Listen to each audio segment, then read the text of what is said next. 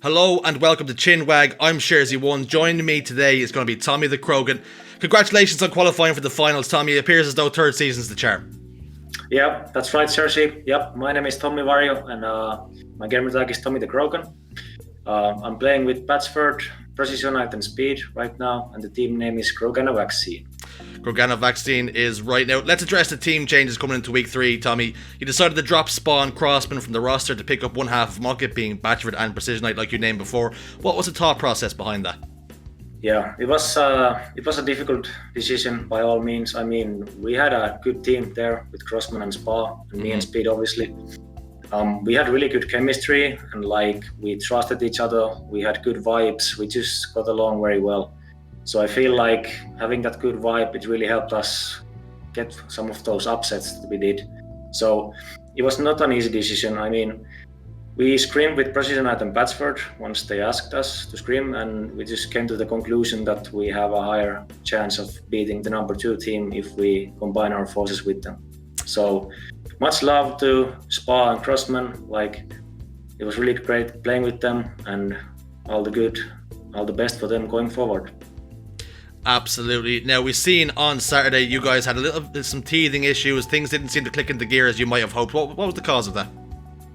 Yeah, so I'd say a big problem was definitely our communication. It was way too hectic. For some reason, some of us were almost trying to call out where every single enemy player is at all times on the map, which just leads to way too much communication, and it's gonna be that much harder to pick up on the actual important stuff, because it gets buried along the rest. So definitely our communications, I'd say, was our biggest issue. We need to calm down on it. We really need to focus on the important stuff. I'd say most important things are something that can affect your life or your teammates' life. Just focus on those call-outs. Then obviously power weapon players, power-up players, that's a good one as well. If you know where they are, just keep telling your teammates so they know how to play off of them. Besides that, what comes to communications is also small talk. So our communications were so hectic that we couldn't really small talk at all, which is bad, because it's supposed to be where when you spawn and you're having a quiet time on the map, you can just talk to your teammates. Like if someone is in front of you, you can tell them that, hey, I'm behind you, I'm watching the same angle as you are. Or let's say you're playing like an Eden stronghold and you're getting triple capped and you're the first one spawning. Just the small talk comes in where you tell your teammates what you're about to do off spawn. You know, if you're gonna go to tower side, maybe go for a flank. And once your teammates hear that and they're spawning, they can choose to come to you and help you out, and they know what you're trying to do. So once we kind of calm down our communications, we're gonna be able to do more small talk, which just leads to better results, in my opinion. A second issue, I'll jump on it briefly, is that we had some negative stuff going on in the games. Some negative comments, and those are obviously always bad.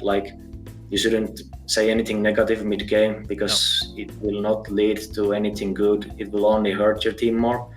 So if there's something that's really badly wrong, you can maybe touch on it between games, but I'd still maybe say that after the series is the actual point when you need to go through the negative stuff. So once we get rid of the negativity too, I think the team vibe will be a lot better, and we're gonna be clicking together much better. Yeah, and it has to be said, Tommi, when you get some more game time and you start running through these tournaments and you start to click into gears and that chemistry starts to form and you cut out some of that clutter like you mentioned, you guys will be firing all cylinders, because you're four very, very talented players. And it's interesting that you touched upon that the different chemistry. So you were teaming with people that you considered your friends, with Crossman and Spa, so that there was that natural chemistry. You were having fun, and now you're moving into a bit more business stuff with Precision and Batchford. Is that probably the reason why there's more expectation on you now personally because you're with those better players, or is it just the fact that that it's all coming and stemming from yourself? I think we all want to get the best possible placement, the best possible result, so that was the main reason we jumped with Batchford and Precision. And even though as we now have issues, I still feel like we have a much higher potential together. And like I said, once we work on our issues, I think we'll be back on top, maybe making some good upsets again in the finals. That's our main goal, to be honest.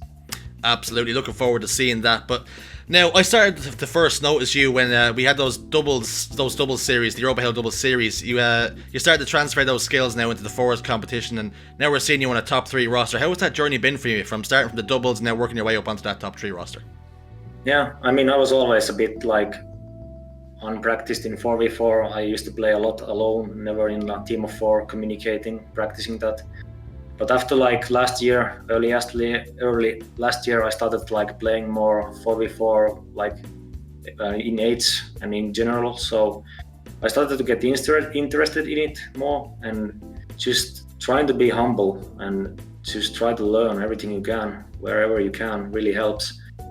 My attitude like season 1 and 2 was kind of worse than it is now.